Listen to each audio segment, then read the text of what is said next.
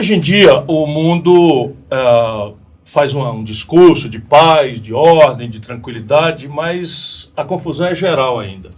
E se você olhar, por trás de 80% das confusões, das guerras, dos genocídios, seja qual pretexto for, tem um assunto por trás: petróleo, petróleo e petróleo.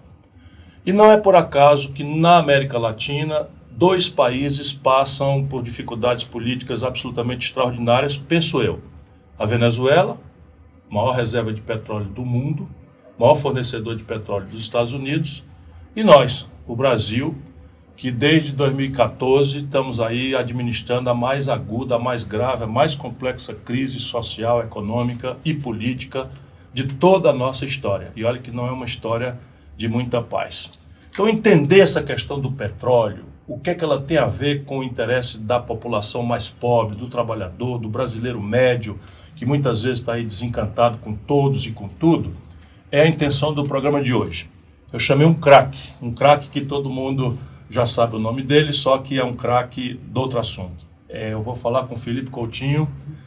Felipe Coutinho tem aquele da seleção brasileira, campeão da Copa América, mas esse aqui é um craque de outro assunto. Ele é presidente da Associação dos Engenheiros da Petrobras. Essa é uma das instituições dos trabalhadores mais importantes, porque ela sempre teve uma tradição não só da defesa corporativa, dos justos interesses dos trabalhadores do petróleo, mas eles, tradicionalmente, e o Felipe tem dado grande relevo a isso, eles fazem, antes de mais nada, a defesa do Brasil e do papel público estratégico que a Petrobras deve jogar para um país como o nosso.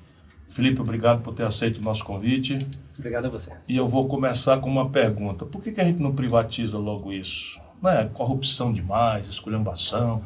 Você já sabe que o meu papel aqui Enfim, eu quero fazer a voz dos críticos para que o Felipe, introduzindo a opinião qualificada que ele tem, possa nos explicar. Então, por que a gente não entrega logo isso para os estrangeiros, acabar com esse negócio de político ficar nomeando gente na Petrobras? Exato. A importância de uma empresa como a Petrobras, ela transcende uma situação puramente empresarial. Quer dizer, o setor do petróleo, o setor da energia, né? Ele é, no Brasil e no mundo, como você introduziu, um aspecto estratégico para o desenvolvimento. Então, qual foi o motivo de se ter criado a Petrobras?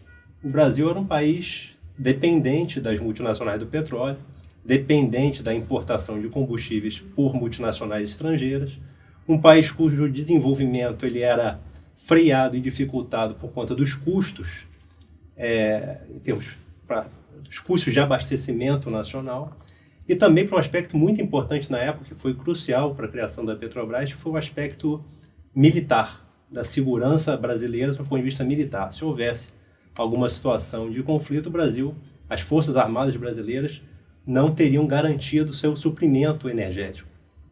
Então, por conta desses motivos, a Petrobras foi criada e se desenvolveu a indústria do petróleo no Brasil, que é uma coisa que não existia praticamente, era uma coisa... Nós estamos começando o programa e eu estou com muita vontade nesse programa de explicar para a pessoa mais simples da nossa gente, né, o que é isso que você acabou de dizer.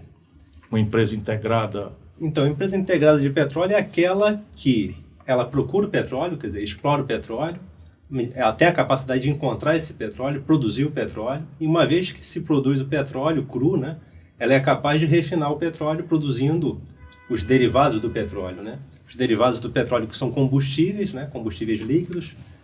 Gasolina, óleo diesel, gás. GLP, gás de cozinha, gás natural, né? O combustível de aviação, né? O QAV. O combustível também para navegação para os navios, né? O bunker. E também os petroquímicos, né? E todos os derivados do petróleo aí na química. Por exemplo, essas garrafas de PET que a turma chama e tal, tudo isso é petróleo. Tudo isso é petróleo, tudo isso vem. Vem da capacidade de refino. Refino e petroquímica, né? Sim. Refino e petroquímica. Bom, agora vamos voltar à sua questão. Por que a gente não deve privatizar, abrir mão desse patrimônio que foi construído aí durante décadas, né, no Brasil? Justamente porque a Petrobras é a garantia para se abastecer o mercado brasileiro aos menores custos possíveis.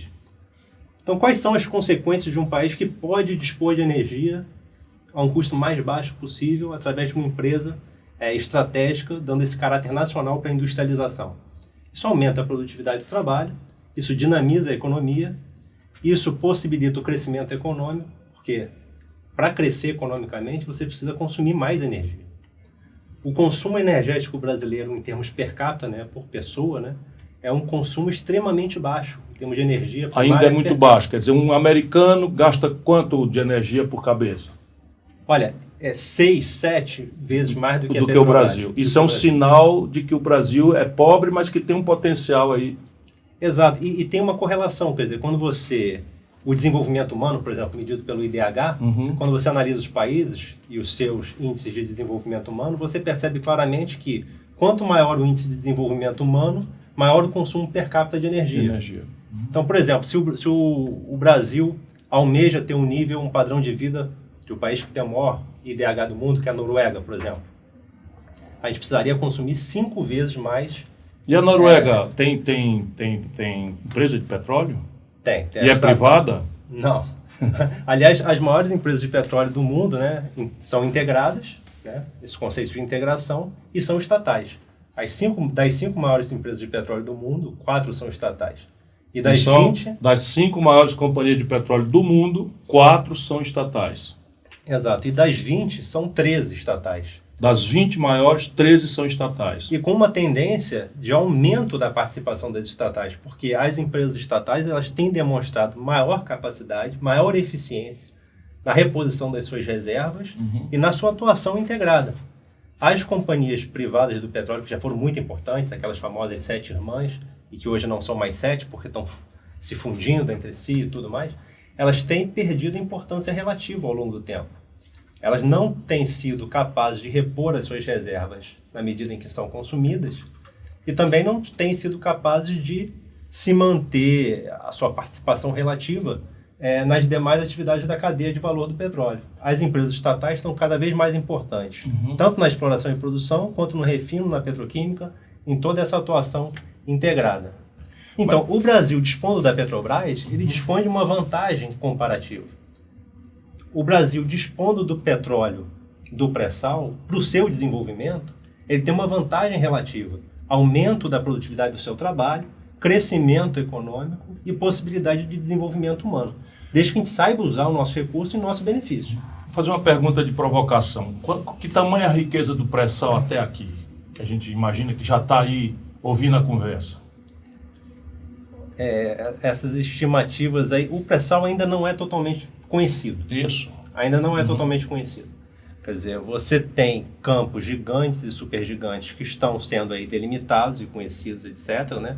Você tem alguma coisa aí da ordem de dezenas de bilhões de barris descobertos, mas o potencial, ele pode ser ainda maior.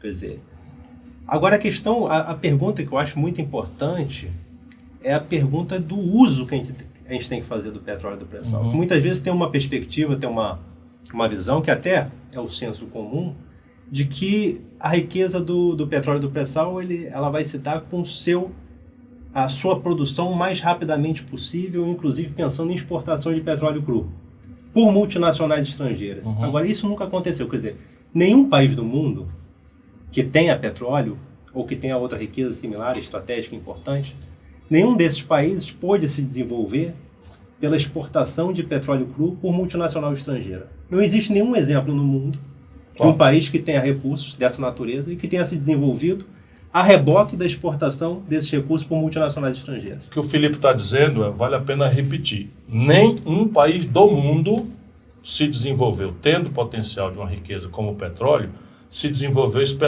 exportando petróleo bruto, sem elaboração industrial, refino e outras aplicações, nenhum país do mundo.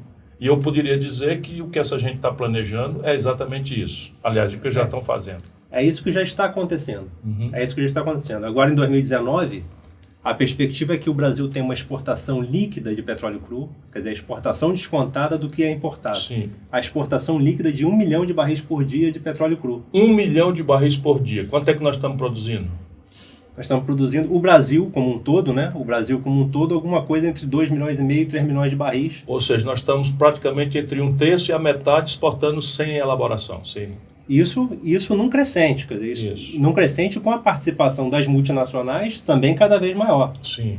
Então, o primeiro ponto é esse: nenhum país se desenvolve exportando petróleo cru por multinacional. Agora, o Brasil ainda tem um agravante, porque o Brasil não é um país pequeno como a Noruega. Muitas vezes a gente toma a Noruega como exemplo, tem vários aspectos positivos da experiência norueguesa, da gestão do seu recurso, do seu petróleo e tudo mais, mas a gente tem que ponderar que a Noruega é um país de 5 milhões de pessoas. Metade do Ceará, praticamente. Exato. Então, a Noruega, ela pôde se dar o luxo de ter as suas estatais, que são duas, e ter a gestão do seu petróleo, exportar o seu petróleo, e fazer o seu fundo, né, o seu fundo social e tal, que administra a tecnologia, administra uma série de questões para gerações futuras, e vem tendo sucesso, né, tem o maior IDH do mundo, era um país muito pobre. Agora acontece o seguinte: eles puderam se dar o luxo de exportar grandes volumes de petróleo cru porque o consumo interno estava satisfeito. No caso do Brasil, para que a gente atinja um padrão de consumo norueguês, que é o uso do petróleo que traz o desenvolvimento humano, a gente teria que consumir 5 vezes mais do que a gente consome hoje. 5 vezes mais. Ou seja, o petróleo do pré-sal são grandes volumes, mas as necessidades não atendidas da nossa população são maiores. Então, a perspectiva de você exaurir os recursos do pré-sal dessa forma é uma perspectiva de novo ciclo do tipo colonial. O Brasil está entrando num novo ciclo do tipo colonial, exaurindo um recurso que não tem a segunda safra. Então, veja, o Brasil está na contramão, exportando cada vez mais petróleo bruto, e como o nosso consumo aqui embaixo, ainda que tenha muita crise de gasolina, óleo diesel, gás de cozinha, também de alguma forma cresce, ainda que só pelo crescimento da população, enfim, nós estamos então importando do estrangeiro os produtos trabalhados, os produtos elaborados, gerando emprego lá com o dinheiro do cabo que bota gasolina aqui. Isso também está acontecendo, mas são dois fatores assim que a gente podia tratar de forma independente. Tem dois fatores, quer dizer, a gente tem consumido pouco. É o consumo das famílias e o consumo industrial também. Sim. O principal que promove o desenvolvimento é o consumo industrial. Então, isso. É evidente que com a melhora do padrão de vida das pessoas também vai haver aumento do consumo das famílias, e isso é bom. Mas o aumento do consumo industrial, esse sim é crucial para que a gente tenha uma cadeia industrial complexa, diversa, que é emprego de qualidade, tanto na indústria quanto nos serviços para essa indústria e tudo mais.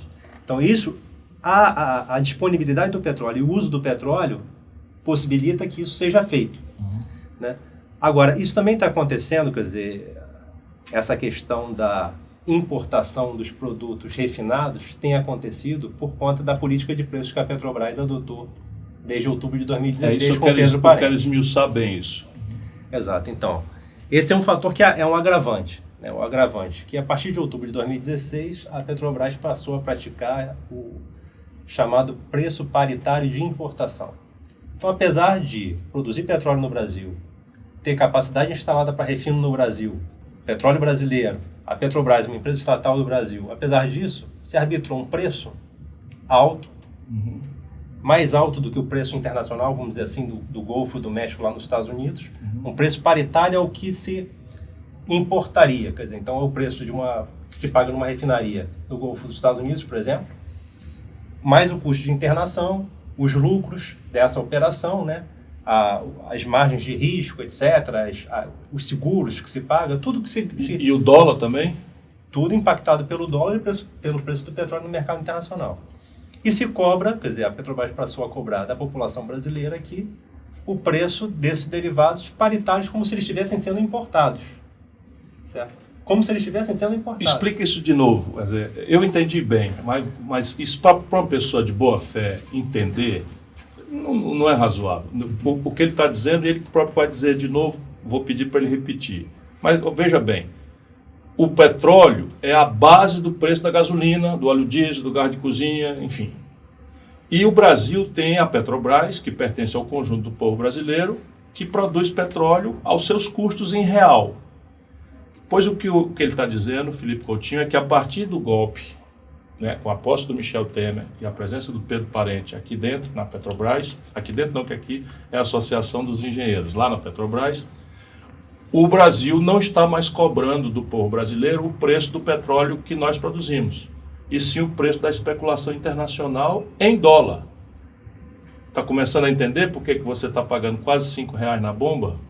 Está começando a entender, meu irmão caminhoneiro, você que fica pegando corda aí os malucos que nos governam e achar que o óleo diesel está caro desse jeito porque alguém meteu a mão, roubou na Petrobras, isso é o que estão te dizendo, a razão é essa daqui, ó. Estão te cobrando o preço, ao invés de ser o preço da Petrobras, estão te cobrando o preço internacional. É assim? Nem internacional, é o preço paritário de importação. Porque se fosse o internacional, seria mais barato. Ainda seria mais barato. Mais barato. É o preço paritário de importação, quer dizer, o preço internacional, que é o preço, por exemplo, no Golfo do México. As refinarias americanas que competem com a Petrobras, sim, elas ficam ali no Golfo do México. Se você pega o preço internacional, por exemplo, a gente poderia dizer que o preço internacional é o preço dessas refinarias, né? Vendido lá nos Estados Unidos. Então, o preço dos derivados vendidos nos Estados Unidos é mas o preço que se cobra pela Petrobras desde outubro de 2016 aqui nas suas refinarias é esse preço internalizado. Então, você internaliza. Piora, sim. Então é mais alto, né? Então é o preço mais basicamente que um importador tem. Ou seja, se subir o preço lá fora e se subir o dólar, os dois vão para o preço da gasolina. Ainda arbitra o lucro dessa atividade de importação, por exemplo. Ainda arbitra o lucro. E quem é que está levando esse lucro? No caso, quando a Petrobras passa a praticar esses preços, o que acontece? O diesel da Petrobras, que é o principal produto das suas refinarias, fica encalhado na refinaria da Petrobras. Fica encalhado, porque é um preço relativamente alto que viabiliza o negócio dos importadores. Olha isso. Os importadores passam a ter facilidade, ter lucro nessa atividade de importação, riscos muito baixos, porque a política de preço passa a ser essa, passa a ocupar o mercado da Petrobras. Até 30% do mercado do diesel da Petrobras foi ocupada pelos importadores. Quase um terço, então. Sim. O diesel da Petrobras, que ela tem capacidade de produzir, como está encalhado na refinaria, ela é obrigada a reduzir a carga de petróleo. Sim. Então, com isso, as refinarias da Petrobras se tornaram ociosas. Ou seja, nós estamos com capacidade de produzir 100 litros de gasolina, de óleo diesel, e estamos produzindo quanto? Da ordem de 70. Estamos com 30% desocupado. Sim. Isso desempregou gente? Isso sempre desemprega. Mas essa não é a questão principal. Não, eu sei que não, é só... sempre desemprega, porque a indústria do petróleo, ela é intensiva em capital, ela não é intensiva em trabalho. Então, o efeito que ela tem é um efeito quando você consegue distribuir a renda petroleira. Sim. Não é exatamente na atividade que tem os empregos. Que tem os empregos. Tem quando você vai construir uma refinaria, tem quando você vai construir um navio, tem quando você vai construir uma plataforma. Se você fizer no Brasil, com conteúdo local, isso tem grande potencial de geração de emprego de qualidade. Mas a partir do momento que já está maduro, já está operando, etc., são altamente automatizados, etc. Sim. Então tem uma quantidade de empregos menor. Mas na verdade o que acontece? A Petrobras fica menos eficiente do ponto de vista que ela não aproveita a sua capacidade instalada, o consumidor paga mais caro, a Petrobras perde mercado. Então nesse sentido a política de preço também prejudica a Petrobras, porque apesar dela cobrar mais caro esse preço paritário de importação por litro vendido, ela vende menos litros, porque ela perde até 30% do seu mercado para os importadores. Para o importado. Isso é um fenômeno novo? Nunca existiu isso? Existia uma parte pequena? Não, esse fenômeno, como eu estou descrevendo aqui, é uma coisa que começou de outubro de 2016 para cá. Ou seja, até 2016, para você ver a diferença que faz a política. Desastrado ou não, a diferença que faz a política. Um rumo para cá, um rumo para lá. E a diferença que faz uma empresa que obedeça ao interesse do país, como a Petrobras, ou uma empresa multinacional que está aí para ganhar dinheiro do jeito que for melhor, no curto prazo, explorando tudo e deixando aí o resto para nós. Ou seja, até 2016 o Brasil estava produzindo sua gasolina, seu óleo diesel, seu gás de cozinha, aqui mesmo, em real, ocupando as nossas refinarias. A partir de uma mudança de política, né, a partir de 2016 muda a política, cai um regime, né, violenta-se a democracia, pelo menos na minha opinião, mas o fato prático é que você está sentindo. Muda a política e o Brasil agora passa a deixar a Petrobras com as suas refinarias um terço paradas e, em vez de produzir aqui, está trazendo do estrangeiro cada vez mais. Quantos milhões de barris nós estamos trazendo de diesel e tal do estrangeiro? Esse número não tem de cabeça. Eu tinha ouvido em 206 milhões, mas o ano passado, para ver se está aumentando. 206 milhões de barris no ano. Eu não tenho esse número, de cabeça. Não quero me arriscar nesse número. Eu tinha visto 206 milhões de barris. Já tinha visto. O importante é que é alguma coisa dessa ordem, de 20, 25, 30% do mercado do diesel né, vem sendo ocupado aí pelos importadores. O consumidor brasileiro está pagando mais caro. E essa política de preço não beneficia a Petrobras na medida em que ela perde mercado. Ela poderia praticar preços mais baixos, como a gente, aliás, propôs para a Petrobras.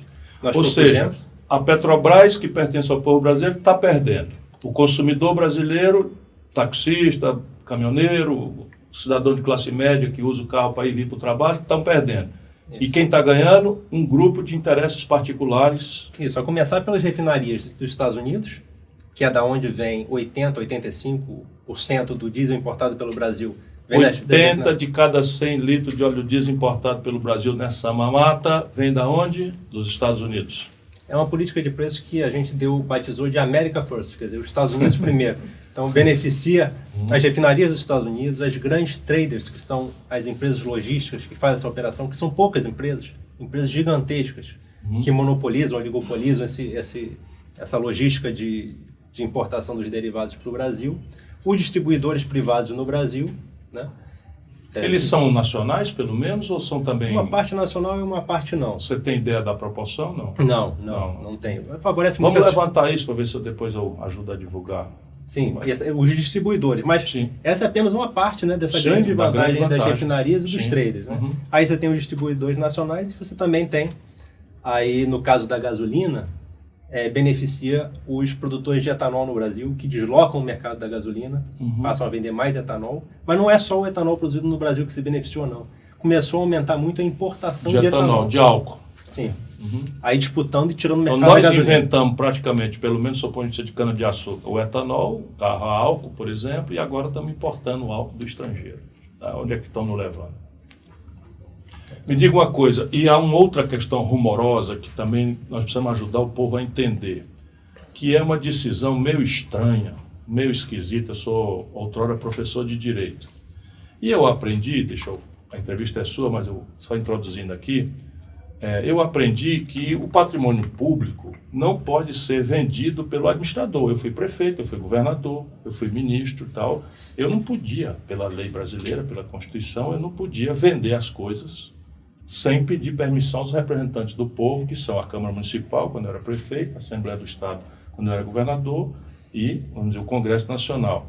E agora o nosso Supremo Tribunal Federal, cada dia que passa a gente tem uma novidade, fez uma decisão que, pelo menos para mim, do seu ponto de vista do direito, é muito estranho. Eu quero ouvir como é que vocês estão pensando isso. O Supremo fez uma no cravo, outra na ferradura. Né? Examinando uma ação, disse que a Petrobras não pode ser vendida sem leilão e sem autorização do Congresso. Mas, na mesma decisão, disse que se for uma subsidiária da Petrobras, que na minha mente é a mesma coisa, porque se a Petrobras pertence majoritariamente o capital controlador ao povo brasileiro, a subsidiária pertence ao povo brasileiro. Mas eles autorizaram a subsidiária a serem entregues, a vendida sem leilão, sem transparência e sem autorização do Congresso. Corresponde? Foi essa a decisão. Foi essa decisão, mas ela é muito estranha. É muito esquisitíssima. Ela é muito estranha, porque essa decisão, ela possibilita que aconteça o quê? Apesar deles terem dito que a Petrobras ela não pode, né, ser privatizada sem autorização do Congresso, eles fizeram a interpretação seguinte: olha, a Petrobras ela não depende de lei para criar uma subsidiária. Então ela também não dependeria de lei para privatizar a subsidiária. Agora acontece o seguinte: o que a Petrobras pode fazer? A Petrobras pode simplesmente transferir todos os seus ativos para uma subsidiária. Evidente. E depois, assim como aconteceu com as malhas de gasodutos... Eu quero falar sobre isso especificamente, mas continue. Então, desculpa. Isso que nos causa estranheza, quer dizer, você ter, assim, por lei, né, da criação da Petrobras, você interpretar que ela também é capaz de criar subsidiárias para fazer a melhor gestão da sua atividade empresarial, né?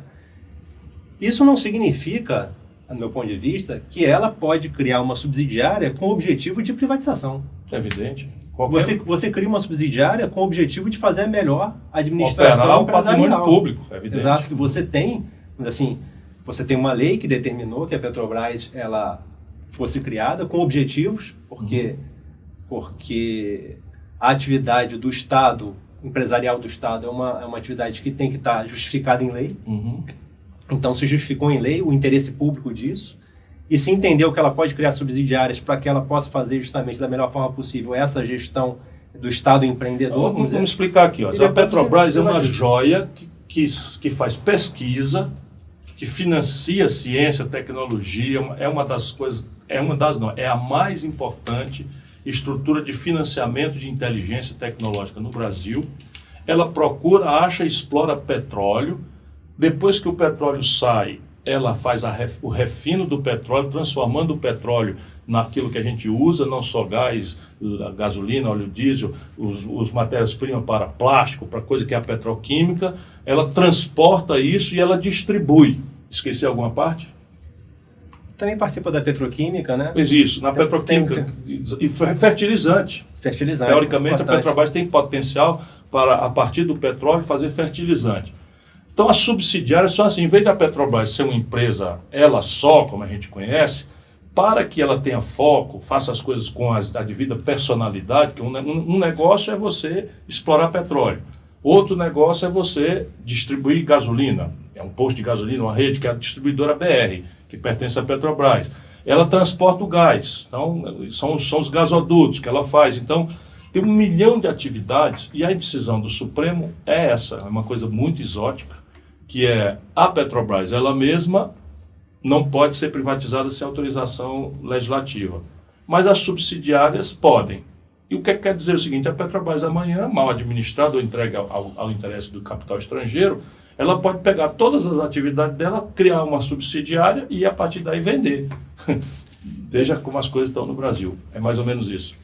No limite você pode ficar com a Petrobras só com o prédio da sede da Petrobras, só o prédio, lá com aquela plaquinha lá escrito Petrobras, e todos os ativos que são os meios produtivos da Petrobras podem ser transformados em subsidiárias e vendidos. Quer dizer, isso me parece estranho. Me parece que, eventualmente, isso pode ser, inclusive, questionado no próprio Supremo. Mas está sob recurso isso? Existem diversos recursos em diversos níveis no Supremo e em outros níveis da Justiça, tá certo? Essa foi uma decisão recente, né? Eu sei. Mas eu entendo que isso mereça, inclusive, que os próprios ministros eles esclareçam, quer dizer, se eles entendem que é isso mesmo. Quer dizer, uma coisa é você entender que pode criar e pode privatizar o que você criou. Outra coisa é você perceber que existe isso sendo feito de uma forma sistemática.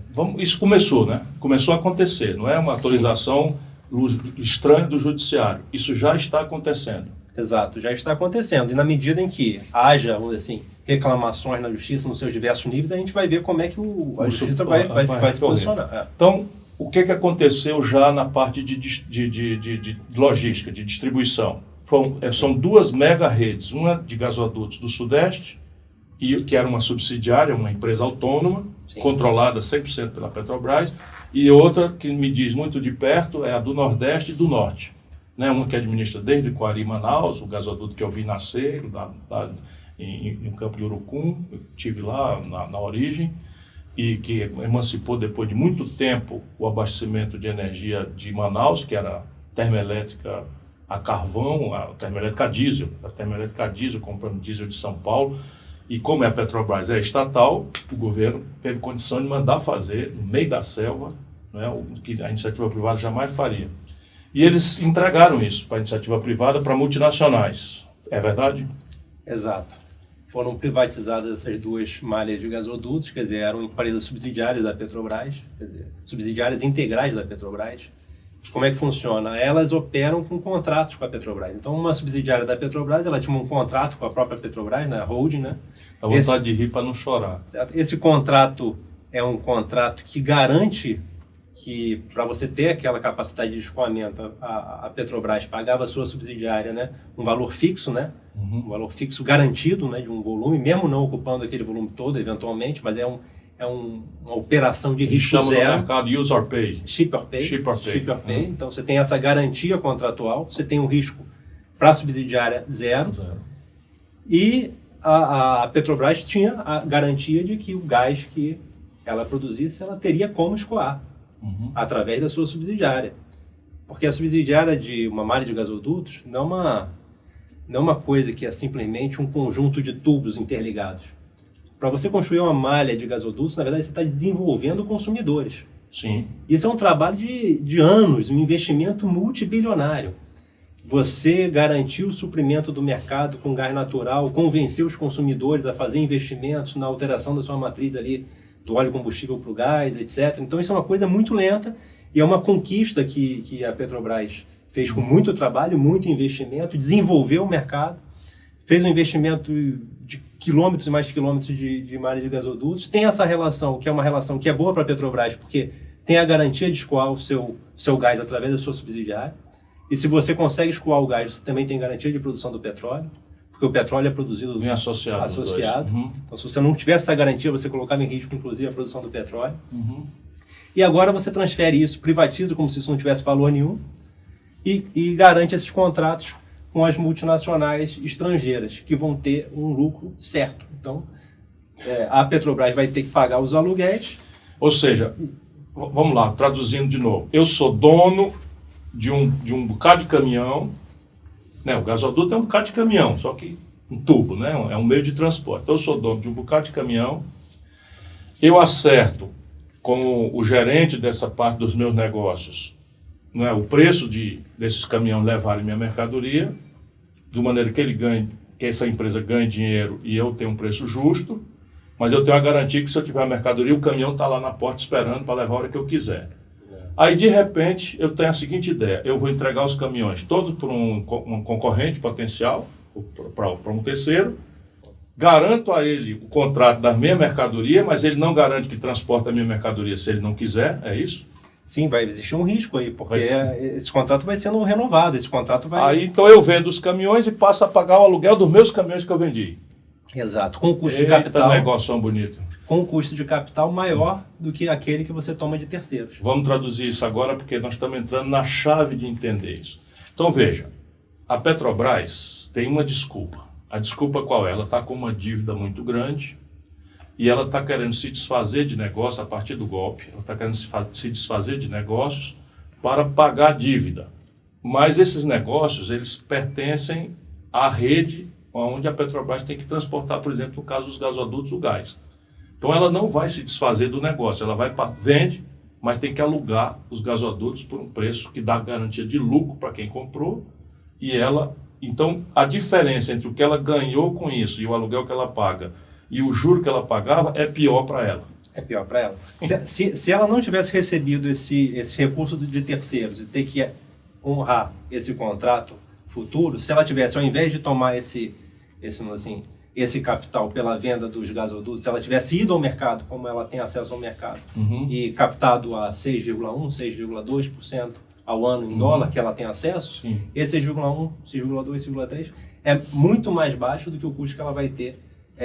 Isso falando só financeiramente. Só financeiramente. Sem falar de todo o aspecto estratégico. Questão estratégico, sensível e tal. Isso assim, olhando assim puramente financeiramente, fazendo um balanço. Mata o pretexto safado com o que se fala publicamente, que é a razão de vender. Né? Isso. E sobre esse ponto, a gente também fez um estudo que eu acho importante a gente pontuar, quer dizer, essa justificativa da privatização para a redução da dívida, isso vem sendo falado desde até antes Dilma, né? Dilma, Bendini, etc. Sim. Já naquela época, 2014, 2015, já se começou a falar, a ter essa retórica, né? Essa construção da ignorância sobre a Petrobras, o mito da Petrobras quebrada. Então, desde essa época, em 2015, 2016, nós fizemos estudos prospectivos mostrando que não era necessário vender ativos para redução da dívida, a partir dos números da Petrobras.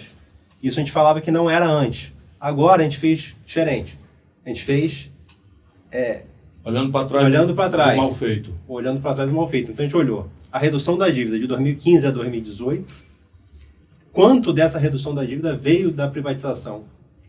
Apenas 25% do que se reduziu a dívida de 2015 a 2018 foi privatização. 75% foi de geração de caixa da Petrobras. Da própria Petrobras. Se não tivesse privatizado nada, a dívida teria reduzido substancialmente da mesma forma. Em proporção maior, porque pelo menos a parte que foi vendida, o caixa também geraria caixa. Porque quem veio comprar as partes da Petrobras vendidas não veio para fazer caridade, veio para ganhar dinheiro. No curto prazo. Claro. Me explica uma coisa, isso é reversível? Tudo é Vamos reversível. supor que amanhã a democracia brasileira ache um caminho, que a gente discuta um projeto nacional de desenvolvimento e que esse projeto consiga deixar claro para o povo brasileiro qual é o papel de uma empresa estratégica para a nossa, não só para o barateamento da nossa vida, mas para a gente poder mandar no próprio nariz, não depender de multinacionais. Isso é reversível? É reversível. Eu acho até uma oportunidade que a gente tem aqui de dar um recado para essas Eu empresas vim aqui para isso. multinacionais. Eu vim aqui para isso. Essas empresas multinacionais que estão fazendo esses negócios, que no Negociatas, passado, eu chamo. que no passado eram os negócios da China, né? Sim, agora virou negócio Agora virou do um Brasil. negócio do Brasil. Então acho que essas empresas multinacionais que estão vindo aqui se apropriar dos ativos da Petrobras nessas condições, a gente tem que ter consciência que é um negócio de risco. Uhum. É um negócio de risco. Essas empresas estão tendo alta lucratividade, é uma oportunidade que eu considero que até única na história do Brasil, e está sendo feito o que está sendo feito agora, desde 2015, 2016. Agora, isso é uma oportunidade única. Eles estão vindo aqui, estão se apropriando dos ativos dessa maneira, como está aqui ao longo de todo esse tempo e aqui também denunciando. Então, eles têm que ter consciência de que é uma atividade de risco. Uhum. Então, eu espero que isso tudo seja revertido e que o patrimônio público seja recuperado. Restaurado. Isso tem que ser uma discussão em que cada um bote a cara para bater. Porque a questão é essa: no mundo do petróleo não tem brincadeira, não tem neném, nem tem ingenuidade. É literalmente guerra, às vezes por cima da mesa, que está Iraque, Egito, Síria, tudo isso é guerra, né? Ou por baixo da mesa está aí o grande conflito da Rússia com os Estados Unidos, da China com os Estados Unidos. Não é só petróleo, mas o petróleo está por trás disso. E o Brasil, a Venezuela é um caso gravíssimo e tal, nem sequer admiro a forma como eles estão administrando. Mas os brasileiros, nós vamos ter que botar isso em debate. E assim, para um cara com as minhas convicções, é preciso deixar muito bem documentado que isso que está acontecendo não pode ser mantido. Isso tem que ser mudado, revertido, porque sem isso o Brasil não será mais uma nação soberana. Se a gente faz isso e tem uma administração severa, profissional, contrato de gestão, embora mantendo pública a Petrobras, é razoável que eu pudesse afirmar que nós também poderíamos baratear os preços dos combustíveis para a população, sem cometer nenhuma ineficiência. De forma nenhuma. Isso, inclusive, a gente tem uma proposta concreta sobre esse assunto. Por exemplo, a gente poderia praticar preços mais baixos do que nas refinarias da Petrobras, mais baixos do que é vendido nas refinarias dos Estados Unidos. Explica isso, vamos explicar bem isso, porque isso bota o nosso povo na jogada, entendeu? É difícil para um popular, muito difícil para um brasileiro médio, cansado como está com razão da corrupção e vendo os exemplos. Não dá para esconder debaixo do tapete a molecagem que aconteceu com a apropriação dos interesses brasileiros na Petrobras, né, por 10, 12, 15, 20 anos, do Fernando Henrique para cá.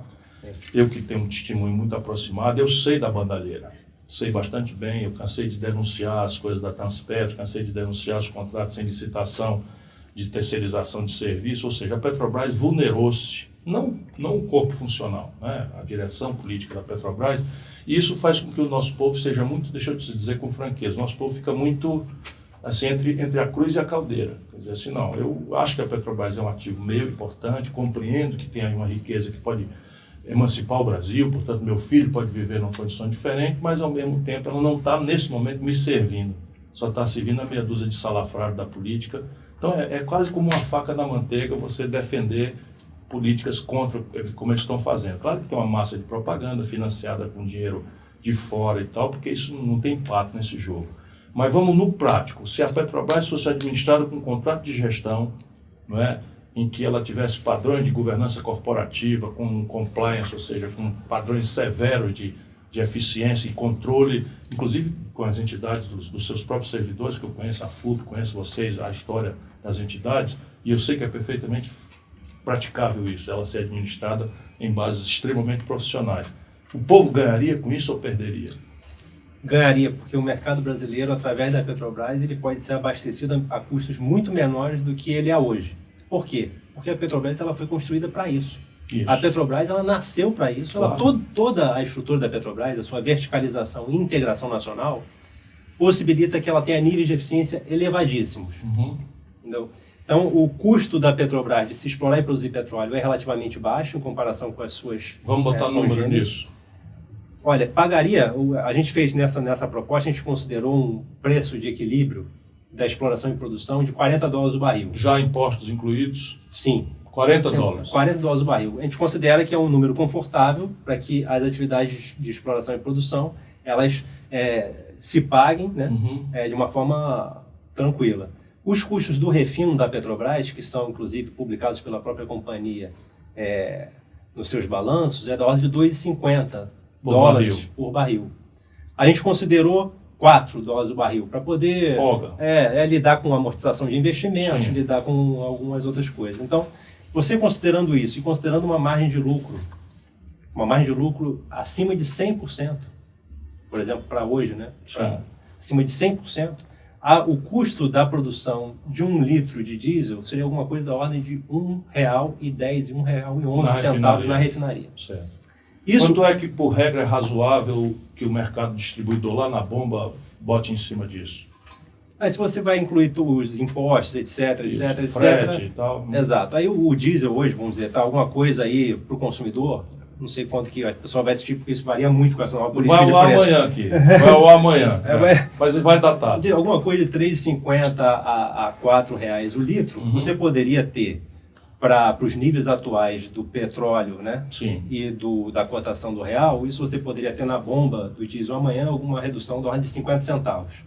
Isso garantindo uma Petrobras altamente lucrativa, tá certo? Altamente eficiente. Isso para começar a você tratar essa questão, né, do abastecimento aos menores custos. E a gasolina?